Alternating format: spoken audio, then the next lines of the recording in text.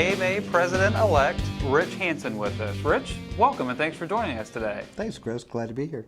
Well, I am really excited to have the opportunity to introduce you to our membership as our President-elect.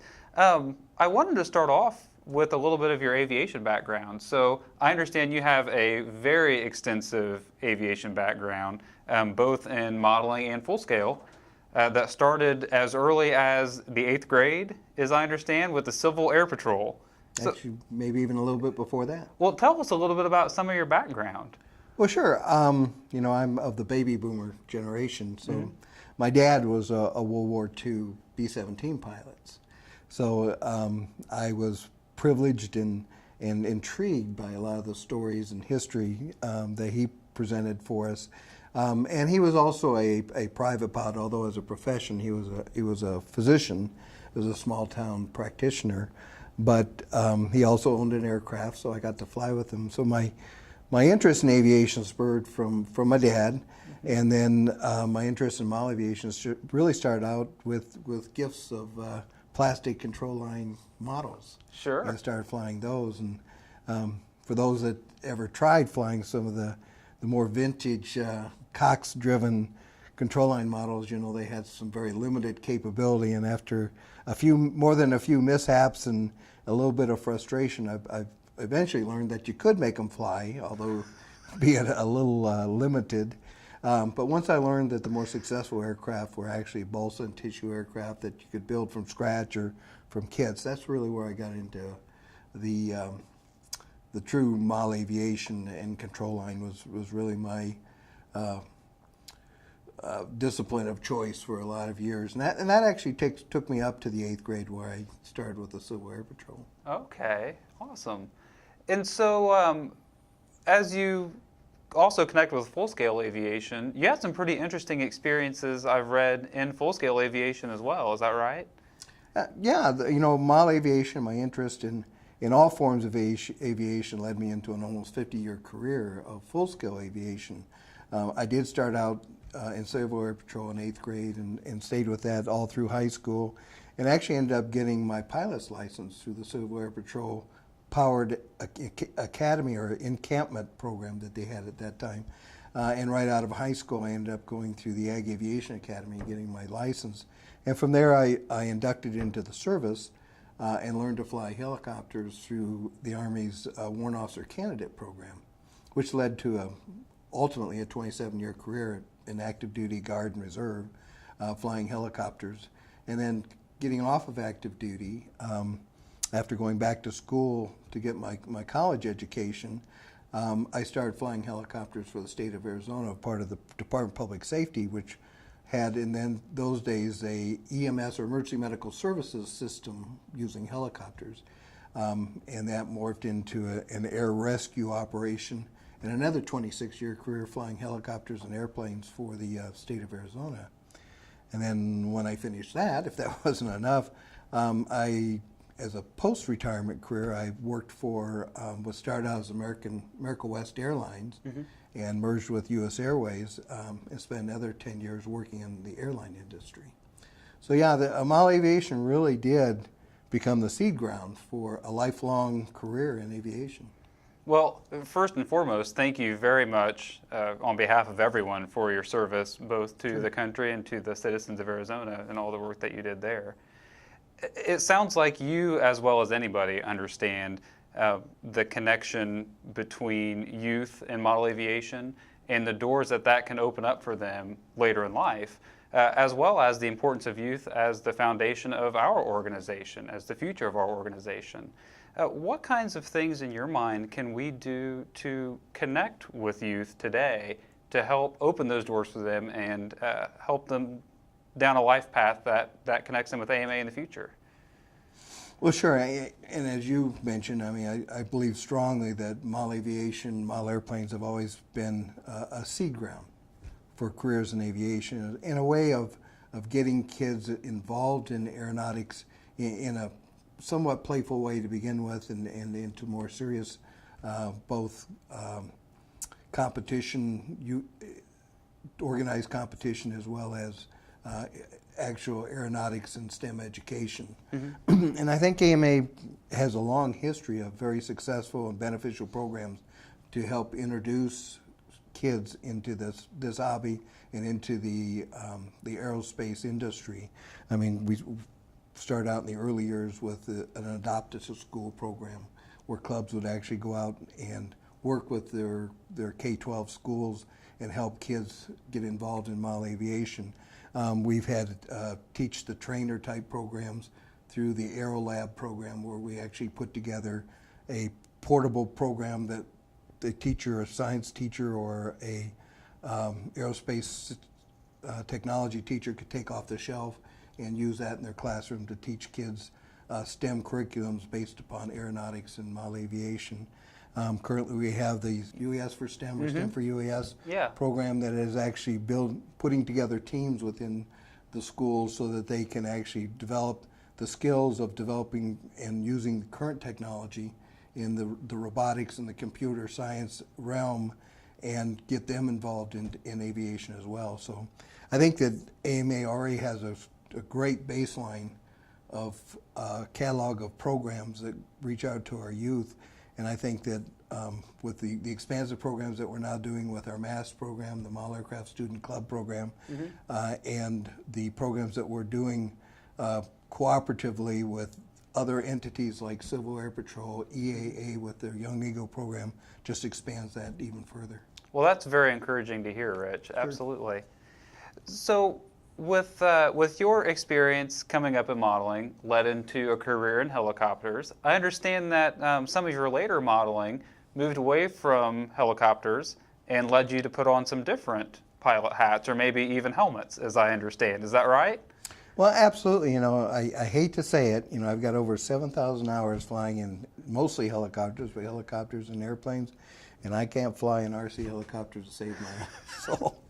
So the vast majority of my modeling has been in, well, as I said, I started out with control line, but eventually got into radio control, but it's mostly been fixed wing. And one of my real passions is racing, so I spent a lot of years racing all sorts of classes, whether that was just a fun scale race, a scale warbird race, Quickie 500, Q40, anything that goes fast and turn left, I like. Awesome, awesome.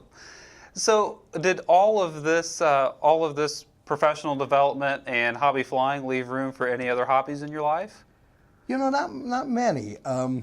In my younger days, I did a lot of bicycling. Not necessarily competitively, but just for my own fitness and health and enjoyment. And I've dabbled in sailing a little bit, although I'm a desert rat, having virtually lived in Arizona all my life. There's not a lot of sailing opportunities, but I've been I've been intrigued by that and have dabbled in it. But for the most part, the only real dedicated hobby I've had is model aviation. Well, it makes sense then that you've certainly dedicated a lot of your personal life to your work with the Academy of Model Aeronautics. I know that you've had your fingerprint on a number of different programs that AMA has put forth in support of its membership. What are some of the favorite programs that you've had the privilege to work on over the years? Well, you know, Chris, the AMA has a number of very great programs and programs that are really enriched our members and the youth in the program. But I guess two of the programs that really come to mind that are ones that are kind of near and dear to my heart. One is the Flying Site Assistance Program. When I was the District 10 VP, we inaugurated that program. And it really led to us being able to open several new flying sites out on the West Coast, which is really a difficult area to get new flying sites. And then it also turned into a program for a disaster relief program, where we have clubs that actually has had a catastrophic event in their community, whether that's a fire, flood, hurricane, you name it. We have the ability now to help get that club back up on their feet, at least get to the point of cleaning up the mess and getting to the point that they can start flying again. And we had one particular club in San Diego County that completely got burned to the ground by a wildfire that swept over the field, and we were able to take that program and help them with the cleanup effort and actually get the runway open again and get them back out and flying. And then the second program that I think we should all be very, very proud of and really put it out there as part of our banner is our scholarship program. Mm-hmm. We had a youth in my district named Ryan Sharow. He was 14 years old and unfortunately passed away very, very quickly by a catastrophic and devastating disease. And we started a new scholarship in his name that is focusing specifically on young modelers that are fully committed and fully involved in their air modeling community. They're part of the club, they're active at the flying field, they're actively flying themselves, they have a strong interest in an aerospace or aeronautical career, and we allows us to allow some educational benefits and assistance in getting those people further education. Wow, that's an amazing story. I know that one of the projects you've worked on very hard in recent years is our government relations efforts. You've, of course, led our government relations efforts for the last how many years now? Going on almost 9 years now. Almost 9 years. How will your new position now as AMA president impact the work that you do on our behalf with our government relations team? We obviously are all very, very appreciative of all the hard work that you've put in there. Well, I think it dovetails very, very well. I mean, although I'm not going to be in the position of AMA's Government and Regulatory Affairs representative, we have a very talented and capable individual in Chad Boudreau, who's taking over that position. Actually, we've been mentoring him into that position for the last 12 to 15 months. And I just got out of a meeting with him where we kind of discussed the transition for him going into that full-time and my stepping up to the president's position. But I think all that does is just elevate my ability and my position within the organization to go out and work on issues side by side with other organizations like the Association for Unmanned Vehicle Systems International, AUVSI, the Aircraft Owners and Pilots Association, AOPA, the Experimental Aircraft Association, and as president I'll actually be able to work peer-to-peer with the leadership of those organizations in resolving some of these issues. Well, certainly the changing aviation environment has presented some unique challenges for us in recent years. What are some of the biggest challenges that you feel like are facing AMA today? Well, some of the biggest challenges is just change, and change is inevitable. Change isn't necessarily a bad thing, but the other night my wife and I were watching The Wizard of Oz for probably the 30th time in our lifetime, but I remember the line that Judy Garland says when she lands in Munchkin Land, and she says, "Toto, I don't believe we're in Kansas anymore." Unfortunately, as Mal Aviation, we've kind of lived in the land of Kansas for decades, where we've really been able to do our own thing and kind of be transparent, although participative in our community, somewhat transparent. Now we're getting brought into a much larger emerging industry of unmanned aircraft. A very exciting industry, an industry that's going to really transform aviation as we know it today, transform some of the commerce activities that we know of, but with it brings a lot of attention to activities that kind of look like what we do and kind of feel like what we do. Sure. And it has brought a lot of attention, not necessarily detrimental attention, but just attention to what we do in this industry and what our level of participation is in comparison to what this new industry is. So I think the challenge is to maintain our identity, that Mal Aircraft may be part of this UAS or unmanned aircraft systems discipline and involvement. We are still within our own realm a separate entity, and we do operate within our own community and with our own community-based set of guidelines, and we've been operating safely and responsibly for decades. I mean, we are the original unmanned aircraft, if you will. So I think that's our biggest challenge, is to make sure that our identity remains consistent, that it remains viewed as being a manageable community that is self-regulated, and we're just here to have a good time. Sure.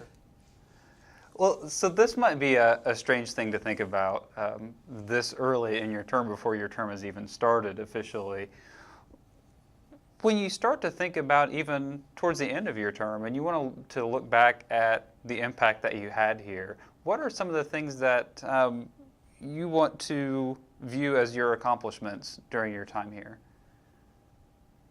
Wow, you're really challenging me with that because I'm just trying to get past the next council meeting. But no, I think, and in my campaign statement, the one thing I think is vital is for the AMA to continue to move forward. Mm-hmm. We have to continue to be relevant. We have to continue to be viable. We need to look to the future so that we can secure this activity for our kids, our grandkids, and our great-grandkids, so that generations to come will still have the opportunity to enjoy this hobby. And I think that would be the biggest goal and accomplishment I could achieve, is to make sure that AMA maintains that posture, and that 3 years from now when this term is over, we can look forward and say, yes, AMA does have a future. Is there anything else that you would like to share with our members today? Well, I think the one thing I'd like to say is that I'm just very, very proud and honored to have been elected to this position. And I want to thank those people that have entrusted me with this position. And I pledge to do my very best to do the best job I can. Well, Rich, thank you so much for spending some time with us today. Congratulations again. We're very excited to have you, and we wish you the best of luck. Thank you, Chris. I appreciate it.